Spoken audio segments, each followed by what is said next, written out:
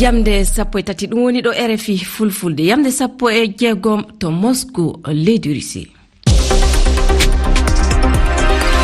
Rama Diallo. RFI kabaru heeriɗo. Toɓɓere tengude heɗi kibaruji woni mayde Evgeny Prigozhin horejo Wagner. Prigozhin wura hanki cagande lahana ka o tawa e muɗum yani imo tawdano e yoga e fendiɓe e kaɗo lahana no mayde horejo Wagner jaɓɓora to leyɗe aduna ko wonata dalde Wagner ɗo leyɗe Afrique caggal mayde horejo maɓɓe e ɗiɗo kibaruji en keɓan jaabuji yoga ɗo Afrique e to leyɗe janane en kumpitoto du moy woni kanko Evgeny Prigozhin ɓattodinoɗo e Vladimir Putin horejo Russie. On calminama to RFI fulfulde. E kibaruji ɗi jamma hankin mayde Evgeny Prigozhin nantinama o horejo mercenaire en Russie Wagner ana tawano e lahana ka diwoha camuka ka hakkunde Moscou e Saint Petersburg gollirde halfinande weeyo lahanaji Russie kañum gonɗini tawede Prigozhin e ley kaɗo lahana e ley makka omo tawdano e gollidiɓe ɓattiɓe makko yoga. Abdoulaye Diko mi salminima Rama Diallo. Mi salmini heɗiɓe fof. Abdoulaye tefore udditama joni noon tafon andaka fof ko saabi samude ka alahana en noon ka alahana ko Evgeny Prigozhin e yimɓe jeenayono woɓɓe e tawano e muɗum sami e seraji ngendi noddeteni kujen kino e diwal to weer rewo nayde hirnangue Moscou lamor leydi ndi yimɓe sappo gonno e limakka ɓe fuu ɓe maayi ni wonno wi hono jagorgal kalfinagal gueɗe e keñoraɗe fadde nden noon tawi hono gollude halfinade ya garta lana e diwoji gonɗi ni tawede Evgeny Prigozhin e ley ka lana natte e vidéoji kewɗi ji'ama e dow ande kese ɗe ko holli hono lana ka ana surta gilla dow faaka saami e ɗum saabi lamde kewɗe hoɗum hen saabi sammini e ka lana ndiwowa daraniɓe ndenago Russie nantini hono udditi tefore fa laaɓal heeɓe e ko sammini e lana ka joni noon anden du fa ɗo gonɗen joni ɗo hooreɓe e laamu Russie fayi goto sefaki tafon e samugol ka lana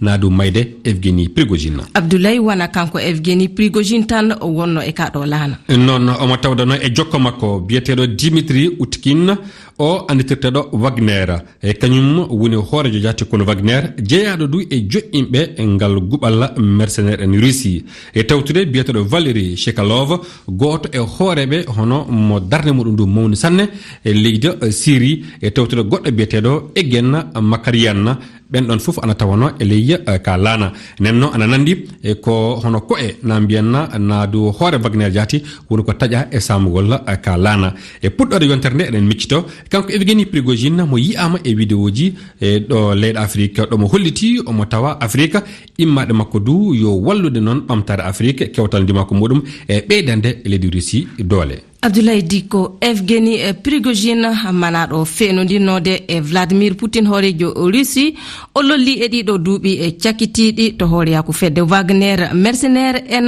tawaɓe leyɗe yoga aduna duuɓi makko ana fandino joni capanɗe jeegom e ɗiɗi hikka pamen moy woni kanko Evgeny Prigozhin kanko on panodinoɗo ma mbiyen fa hannden gonnoɗo e ɗi golleji Minati Diallo ana waltana en moy woni kanko.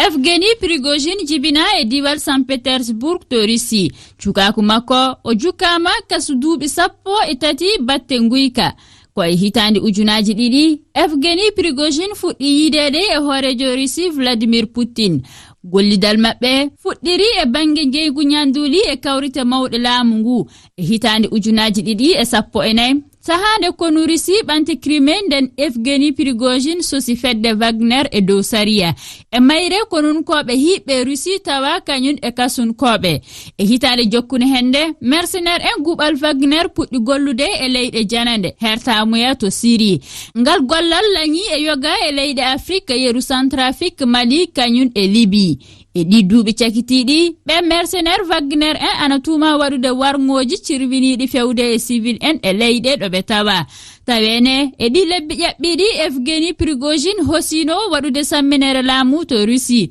batte tiiɗallaji ɗi yimɓe guɓal ngal keɓi to Ukraine e basi hakkunde Moscou e Kiev fade makko mayde Evgeny Prigozhin yihama e vidéo kollitowo Afrique o tawano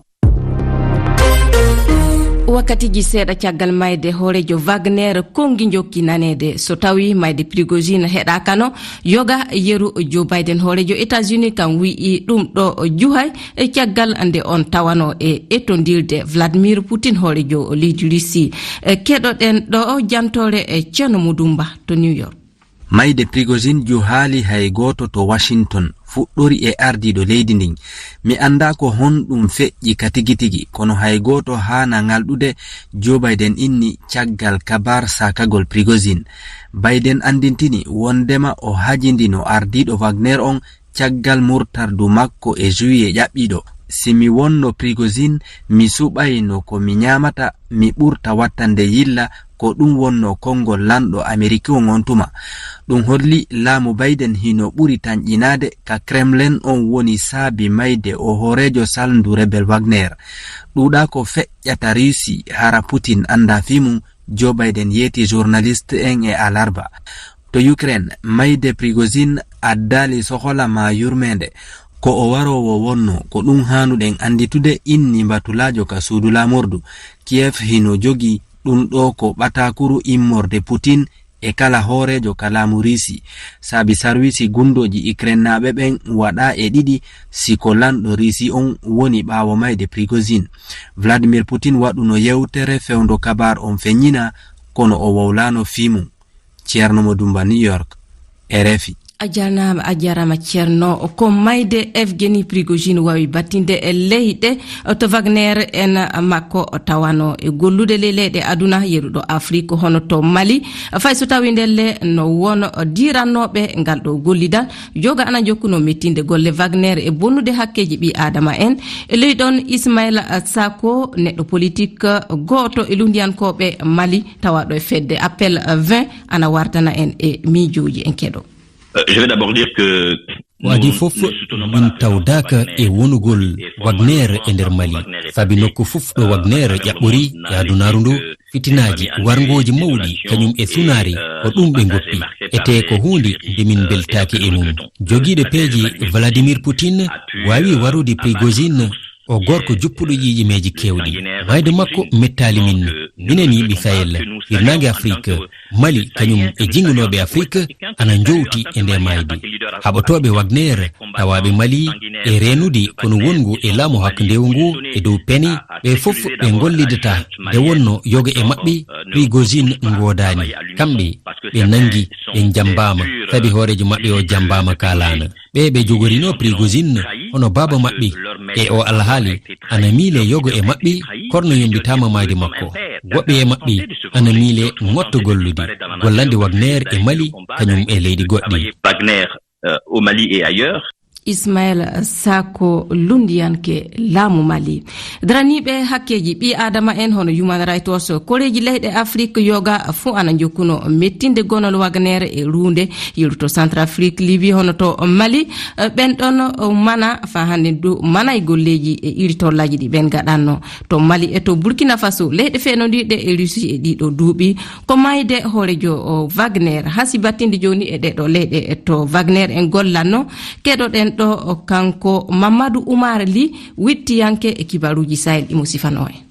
Maydi kanko Evgeny oɗo en wawi stratégie maɓɓe ma change ga Afrique musol gonnol ɗon avant ko mo maayi en wawi leader uji ɗi koye mumen en mbawi ideji mumen change e nder ga Afrique wono enen gandi leader fof soko maayi ma leader aji goɗɗi peeñ kono mbeɗa andi charisme mo jogino e contact mo jogino e nder ga Afrique goɗɗo en wawi so ari waso waade no wanoni kanko e sur le terrain. enen gandi kadi en wawi stratégie maɓɓe soko change avec kadi guerre gonɗa ga Afrique e terrorisme o e gueɗe kewɗe mbaɗe noon en wawi kadi projet maɓɓe ɓe jogino jogino pour haɓatade ɗum terroriste uji gonɗi ɗo ɗi walla mercenariat gangal d'une manière générale en wawi stratégie mum change ga Afrique leyɗele kadi koye men en mbawi wasude yitade hen koye men poti yitrade ɗum soko Evgeny mayirni tan waɗa façon ha leyɗele mbasa dañde jaam ne jiɗir noon ni kono kamɓe andi kamɓe wona ɓeydoɓe jaam e nder Afrique.